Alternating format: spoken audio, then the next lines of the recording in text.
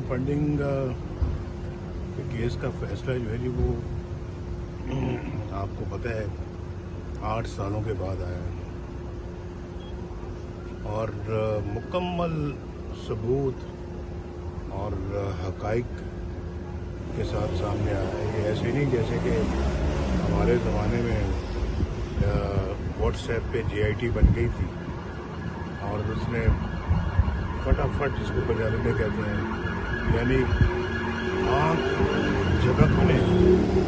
में अपनी जो है ना वो एक जाली रिपोर्ट सुना दी। ये तो 8 साल यानी कि उसकी इन्वेस्टिगेशन होती रही है, तफ्तीश होती रही है और सारा कुछ सामने आया है। तो ये जो दर्स देता था पूरी कौम को कि मैं बड़ा दयानतदार हूँ और ईमानदार हूँ और मैं चोरी नहीं करता, बाकी सब चोर हैं, मैं बाकी सब डाकू हैं, मैं अकेला ही हूँ जो ना डाका मारता हूँ ना चोरी करता हूँ। आज सबसे बड़ा तारीख का डाका साबित हो गया इमरान खान का, सबसे बड़ी तारीख की चोरी साबित हो गई, सबसे बड़ी मनी लॉन्ड्रिंग साबित हो गई। चंद दिन पहले कहता था कि अगर थोड़ी सी मनी लॉन्ड्रिंग कर ली तो क्या हुआ, उसको पता था कि उसने बहुत बड़ी मनी लॉन्ड्रिंग की हुई है, इसलिए तो बार बार कहता था कि चीफ इलेक्शन कमिश्नर इस्तीफा दे इस्तीफा दे इस्तीफा दे और एहतजाज की कॉल भी जुमेरात को रखी हुई है। पता था कि चोरी की हुई है, इमरान खान को अच्छा भला पता था कि उसने पाकिस्तान की सबसे बड़ी चोरी, पाकिस्तान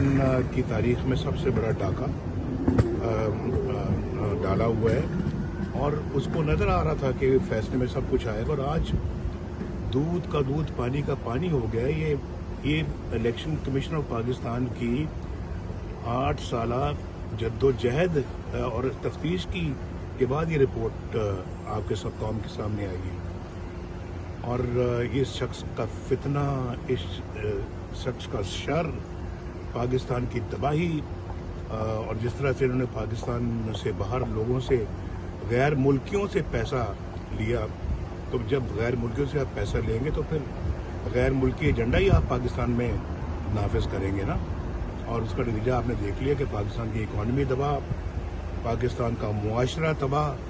पाकिस्तान की सियासत तबाह करके रख दी इस बंदे ने। जो पाकिस्तान को इतना अच्छा हम बना रहे थे, चला रहे थे, इकॉनमी बेहतर हो रही थी, दिन ब दिन तरक्की हो रही थी, पाकिस्तान एक नया ख्वाब देख रहा था, इस शख्स ने आकर उसको चिकना चूर कर दिया। ये फौरन एजेंडे पे था, कोई शक नहीं मुझे, इस रिपोर्ट के बाद तो कोई शक बाकी रह ही नहीं गया कि ये गैर मुल्की एजेंडा था जिसको ये पाकिस्तान के अंदर नाफिज करने की कोशिश कर रहा था। और फिर देखें ये कोई छोटी मोटी रिपोर्ट नहीं है। जैसे मैंने अभी कहा कि एक व्हाट्सएप पे रिपोर्ट बना दी थी मेरे खिलाफ और उसमें व्हाट्सएप में बताया गया कि इन बंदों को आप JIT में शामिल करें, हुए शामिल और उसमें एक ISI का नुमाइंदा भी डाला गया, उसमें एक मिलिट्री इंटेलिजेंस का नुमाइंदा भी डाला गया और दिनों में रिपोर्ट बना के तो पेश कर दी गई और फिर ऐसी चीज़ पर मुझे निकाल दिया गया जो समझ में ना आने वाली है कि बेटे से तनख्वाह नहीं ली, बनती थी तनख्वाह नहीं ली और वो चंद लाख रुपए थी जो मैंने तनख्वाह, वो मेरा बेटा है भाई, मैं लूँ ना लूँ मेरी मर्जी है भाई, तो उस पर मुझे निकाल दिया और वज़ीर आज़म की छुट्टी करा दी। तो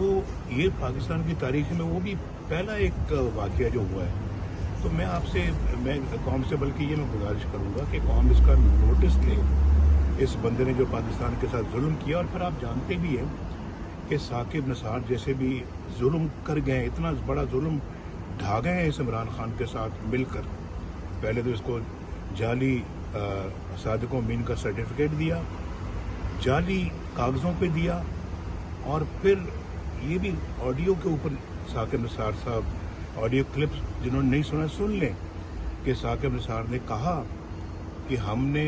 मरीम नवाज को और नवाज शरीफ को सजा देनी है और इमरान खान को लाना है, ये हमारा एजेंडा है, उसको लाना है, ان کو جیلوں میں ڈالنا ہے۔ یہ اس زمانے کی بات ہے جب میرے خلاف یہ مقدمہ چل رہا تھا اور ثاقب نثار صاحب نے حکم دیا نیب کورٹ کو کہ بھی آپ لوگ نواز شریف اور مریم نواز کے خلاف مقدمہ جلد سے جلد نپٹائیں اور ہمیں سسلین مافیا کا ہمیں گاڈ فادر کے خطابات سے نوازا گیا اور ساتھ یہ بھی کہا گیا کہ ہفتے میں کوئی چھٹی نہ کریں نواز شریف کے خلاف کیونکہ مقدمہ کا فیصلہ کرے اور مانیٹرنگ جج لگا دیا۔ مقدمے کا فیصلے کا مطلب کیا ہے؟ مقدمے کا فیصلے کا مطلب یہ ہے کہ نواز شریف کو سزا دیں، تاریخ تک دیں، الیکشن سے پہلے دیں، 2018 کے الیکشن سے پہلے سزا ملنی چاہیے تاکہ نواز شریف فیلڈ میں ہو ہی نہ اور ان کی پارٹی دوبارہ کامیاب نہ ہو سکے۔ تو یہ سب چیزیں ریکارڈ کا حصہ ہیں بھائی، ریکارڈ کا۔ اور میں یہ سمجھتا ہوں کہ یہ ثاقب نثار صاحب چاہے ریٹائر ہو گئے ہیں لیکن وقت آئے گا ان کو ان سب باتوں کا جواب دینا پڑے گا۔ عظمت شیخ صاحب جو جج تھے ان کو اس بات کا جواب دینا پڑے گا انہوں نے واٹس ایپ پہ کس طرح سے JIT بنائی، اور اوزا صاحب کو بھی اس بات کا جواب دینا پڑے گا جنہوں نے عمران خان کو کہا کہ تم کیوں یار سڑکوں پہ پھرتے ہو، ہمارے پاس اپنا کیس لے کے آؤ، ہم فیصلہ سنائیں گے۔ یہ حد ہوتی ہے یار ناانصافیوں کی، ظلم کی، زیادتیوں کی۔ تو میرے خلاف ظلم، زیادتی، ناانصافی کرتے کرتے پاکستان کو ڈبو دیا، پاکستان کو نعوذ باللہ تباہ و برباد کر دیا۔ آج پاکستان کو ایسی جگہ پہ پہنچا دیا ہے جہاں پاکستان کو اپنے پاؤں پہ کھڑا کرنا مشکل ہو رہا ہے۔ پاکستان کی اکانومی کا وہ حال پچھلے 4 سال میں کر دیا ہے کہ اس کو وینٹیلیٹر پہ لے آئے ہیں اور جس کو آج دوبارہ سانس بحال کرنا اتنا مشکل ہو رہا ہے۔ لوگوں کی بیچاروں کی مہنگائی میں کمر ٹوٹ گئی ہے، 4 سال کمر توڑتے جاتے رہے، آج اس کا تسلسل چل رہا ہے جو بند ہونے کا نام ہی نہیں لیتا۔ تو میں یہ سمجھتا ہوں کہ یہ سب چیزیں پاکستان کے ساتھ بہت زیادہ، اور میں اس وقت بڑے پرزور الفاظ میں حکومت کو کہوں گا اور پھر پاکستان کے جو ہے وہ سیاسی پارٹیوں کو بھی کہوں گا کہ اپنا اس میں کردار ادا کریں، اس فتنے کی فتنہ بازی شرانگیزی کو ہمیشہ کے لیے ختم کریں۔ جو قانون اور آئین کے مطابق اس کے خلاف ایکشن ہے وہ فوراً لیں اس بندے کے خلاف۔ اس نے پاکستان کے معاشرے کو تباہ کر کے رکھ دیا ہے، ہمارے ملک کو تباہ کر کے رکھ دیا، ہماری قوم کو تباہ کر کے رکھ دیا، ہماری اکانومی کو تباہ کر کے رکھ دیا، ہماری معیشت کو تباہ کر کے رکھ دیا اس بندے نے۔ یہ کوئی خارجی ایجنڈا لے کے پاکستان میں آیا تھا جس کو امپلیمنٹ کر رہا تھا یہاں۔ اور آپ جانتے ہیں یہاں صادق صاحب جو میئر ہیں لنڈن کے، اس کی الیکشنوں میں اس کی مدد کرنے کی بجائے اس کے مخالف جو کیا نام تھا، زیک گولڈ سمتھ، اس کی مدد کر رہا ہے یہ بندہ۔ تو اس سے زیادہ کوئی فورن ایجنڈا لے کر کوئی بندہ امپلیمنٹ کر رہا ہو تو کیا اس سے بڑا ثبوت ہو سکتا ہے؟ اور زیک گولڈ سمتھ جس کمیونٹی سے جس کا تعلق ہے وہ آپ جانتے ہیں، میں اپنے منہ سے کیا کہوں۔ تو یہ بندہ جو ہے نا یہ پاکستان کے لیے انتہائی خطرناک ہے۔